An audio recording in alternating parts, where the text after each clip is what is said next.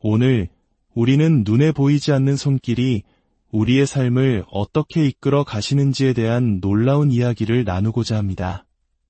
때로는 우연처럼 보이는 사건들이 사실은 거대한 계획의 일부였음을 깨닫게 되는 순간들, 여러분에게도 있으셨나요? 이 이야기는 한 사람의 인생을 통해 그리고 그의 가문을 통해 역사하시는 하나님의 놀라운 섭리와 능력을 생생하게 증언하고 있습니다. 본격적인 이야기에 앞서 잠시 이 귀한 간증을 들을 마음을 준비하며 만약 이 이야기를 통해 은혜를 받으셨다면 구독과 좋아요를 통해 더 많은 영혼들에게 이 감동이 흘러갈 수 있도록 동참해 주시길 부탁드립니다. 여러분의 작은 참여가 하나님의 복음을 전하는 귀한 통로가 될 것입니다. 이 말씀을 듣는 모든 분들의 삶에 하나님의 크신 축복이 함께하기를 기도합니다. 어느 날 한 위대한 설교가와의 만남에서 그는 갑자기 제 어깨에 손을 얹더니 카페트 위로 무릎을 꿇었습니다. 그리고는 저를 함께 무릎 꿇게 한 후 저를 위해 축복하기 시작했습니다. 저는 이게 어떻게 된 일이지? 믿을 수 없어. 방금 처음 뵌 분인데 라고 생각했습니다. 하지만 그 순간 저는 깨달았습니다. 제가 위대한 영적 유산, 사명의 옷을 이어받았다는 것을 말입니다. 이야기를 완전히 이해하기 위해 잠시 저의 배경에 대해 말씀드리는 것이 좋겠습니다. 저는 독일 사람으로 제2차 세계대전이 한창이던 시절에 태어났습니다. 아주 오래전 이야기이지요. 제가 15살 무렵 서독에서 자랄 때 저의 아버지는 목사님이셨습니다.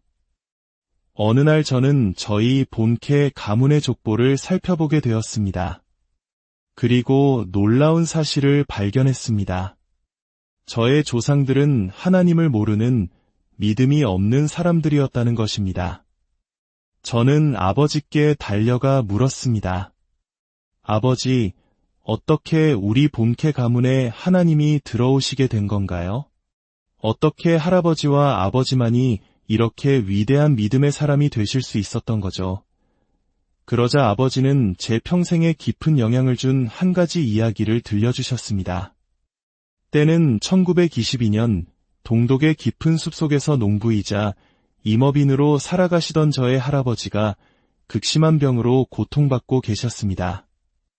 의사들은 통풍인지 관절염인지 정확한 병명조차 진단하지 못했습니다. 당시에는 어떤 약도 치료법도 희망도 없었습니다. 당연히 예수님도 믿음도 없었지요. 할아버지의 고통은 너무나 극심해서 온 마을 사람들이 그의 비명소리를 들을 수 있을 정도였다고 합니다. 바로 그때 기적이 일어났습니다. 미국 미주리주 스프링필드에서 온 한 선교사님이 숲에서 길을 잃고 우연히 우리 마을에 들어오게 된 것입니다. 그 시절의 복음 전도자들이 의뢰 그랬듯 그는 길을 잃었다고 불평하는 대신 마을 사람들에게 이렇게 물었습니다. 이 마을에 아픈 사람이 있습니까? 마을 사람들은 말했습니다. 그러며 저기 아주 심하게 앓는 사람이 있습니다. 당신도 들을 수 있을 겁니다. 선교사님은 귀를 기울였고 고통으로 울부짖는 제 할아버지의 비명소리를 들었습니다. 그 선교사님의 이름은 루이스 그라프였습니다. 그는 미국에서부터 온 마치 타오르는 햇불과도 같은 사람이었습니다. 그는 저희 조상들의 집에 들어서자마자 그곳을 뒤덮고 있던 불신과 무신론의 거미줄을 모두 걷어내고 제 조부모님께 예수 그리스도의 복음을 전파했습니다. 그리고 이렇게 선포했습니다. 성령님께서 저를 보내신 것은 바로 하나님의 능력을 보여주기 위함입니다. 그는 고통으로 몸부림치며 침대에 누워 계시던 할아버지에게 다가가 그의 손을 잡았습니다. 바로 그 순간 하나님의 강력한 능력이 전류처럼 할아버지의 온몸을 관통했습니다. 할아버지는 침대에서 벌떡 일어나셨고 그 자리에서 완전히 그리고 영원히 치유받으셨습니다. 정말 놀랍지 않습니까? 할렐루야. 하지만 루이스 그라프 선교사님은 거기서 멈추지 않았습니다. 아직 끝나지 않았습니다. 당신들에게는 성령이 필요합니다. 조부모님은 그때까지 성령에 대해 들어본 적도 없었습니다. 그가 두 분에게 안수하자 두 분은 동시에 새로운 방언으로 말하기 시작했습니다. 오순절에 그 뜨거운 불꽃이 성공적으로 다음 세대에 전수된 것입니다. 물론 저는 그 당시 세상에 없었습니다. 저는 그로부터 18년 후에 태어났습니다. 하지만 저는 믿습니다.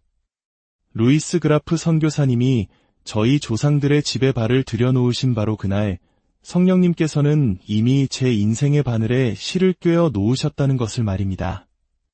그리고 저는 지금도 그 실로 부지런히 복음의 옷을 꿰매고 있습니다. 할렐루야. 이 하나님의 섭리는 제 어린 시절에도 계속되었습니다. 제2차 세계대전 막바지 저희 가족은 소련군의 진격을 피해 피난길에 올랐습니다. 발트해를 건너던 배가 기뢰를 건드려 한쪽으로 기울며 가라앉기 시작했습니다. 저는 수십 년이 지난 후에도 꿈속에서 당시 사람들의 비명소리를 듣곤 했습니다. 하지만 절망의 순간 갑자기 배가 균형을 되찾았고 선장은 펌프가 배 안으로 들어오는 물보다 더 많은 물을 퍼내고 있다고 방송했습니다. 우리는 기적적으로 살아남았습니다. 훗날 저는 깨달았습니다. 왜 그 배가 가라앉지 않았는지를 말입니다. 바로 제가 그 배에 타고 있었기 때문입니다. 제 인생의 바늘에는 이미 성령의 실이 꿰어져 있었던 것입니다. 이것이 바로 하나님의 섭리입니다. 저는 이 방송을 듣는 모든 분들이 성령님과의 깊은 만남을 통해 자신의 인생에도 이미 실이 꿰어져 있음을 발견하게 되기를 간절히 기도합니다. 성령님께서 이곳에 있는 모든 이들의 바늘에 실을 꿰어 주신다면 우리 세대는 그리스도를 위한 위대한 세대가 될 것입니다. 제가 10살 소년이었을 때 하나님께서는 저를 아프리카의 선교사로 부르셨습니다. 북독일의 아주 작은 교회, 성도가 15명에서 20명 정도밖에 되지 않는 아버지의 교회에서였습니다. 어느 선교 예배 시간에 저는 제 마음속에서 말씀하시는 성령님의 음성을 똑똑히 들었습니다. 라인하르트, 내가 어른이 되면 아프리카에서 복음을 전하게 될 것이다. 저는 벌떡 일어나 아버지께 달려가 외쳤습니다. 아빠, 하나님이 저에게 말씀하셨어요. 아버지가 무엇을 말씀하셨냐고 묻자 저는 제가 크면 아프리카에서 복음을 전할 거래요. 라고 답했습니다. 그 부르심 이후 저의 삶은 오직 아프리카를 향한 열정으로 가득 찼습니다. 영국 웨일즈의 성서대학을 졸업한 21살의 저는 주님, 아프리카, 아프리카, 아프리카를 외치며 기도했습니다. 그리고 제 인생의 향방을 결정한 또 하나의 놀라운 사건이 있었습니다. 독일로 돌아가기 전 저는 런던에서 하루 동안 관광할 계획을 세웠습니다. 주머니에는 동전 몇 푼밖에 없는 가난한 학생이었기에 저는 하루 종일 어떤 버스든 탈 수 있는 버스표 한 장을 샀습니다. 그리고는 목적지도 모른 채 런던 시내를 가로지르는 버스에 몸을 실었습니다. 이 버스에서 저 버스로, 이 방향에서 저 방향으로 정처 없이 몇 시간을 돌아다녔습니다. 잠시 다리를 풀고 싶어 버스에서 내린 저는 어느 한적한 주택가를 걷게 되었습니다. 아름다운 집들을 구경하며 걷던 중 저는 마치 번개에 맞은 듯한 충격에 휩싸였습니다. 한 집의 문패에 조지 제프리스라는 이름이 적혀 있었기 때문입니다. 잠깐만, 이 이름, 분명히 아는 이름인데 그는 제가 학교에서 공부했던 영국 제도의 표적과 기사의 복음을 가져온 위대한 부흥사였습니다. 설마 그가 여기에 살고 있을까? 아니야, 그는 이미 오래전에 죽었어.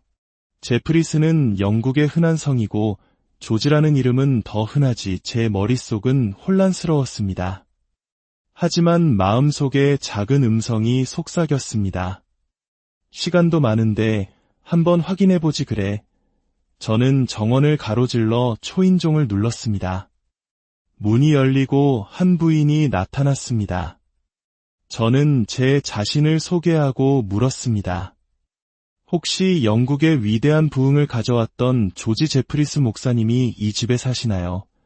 그녀는 네라고 대답했습니다. 저는 그를 뵐 수 있겠냐고 간청했지만 그녀는 안 돼요 라고 단호하게 말했습니다. 바로 그때 집 안 깊은 곳에서 한 남자의 목소리가 들려왔습니다. 들어오게 하시오. 어떻게 그 부인을 지나쳤는지 기억나지 않습니다. 순식간에 집 안에 들어선 저는 계단을 내려오는 조지 제프리스 목사님을 보게 되었습니다.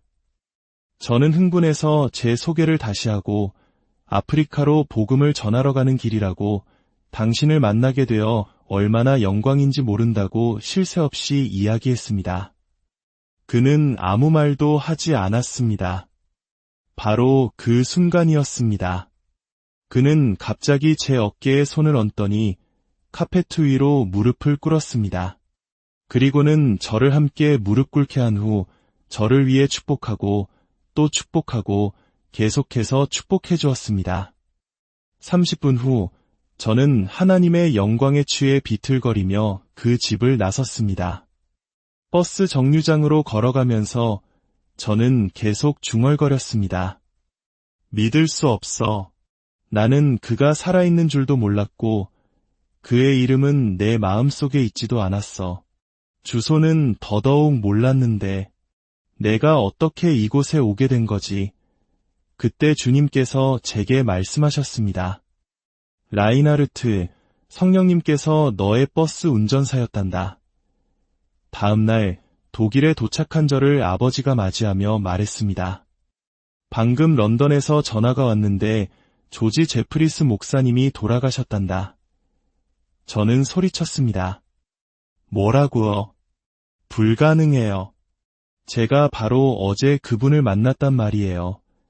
그제야 저는 모든 것을 깨달았습니다. 성령님께서 정말로 저의 버스 운전사셨다는 것을. 저는 위대한 사명의 옷을 이어받은 것입니다. 그리고 오늘 이 이야기를 듣는 여러분도 바로 그 동일한 사명의 옷을 이어받게 될 것입니다.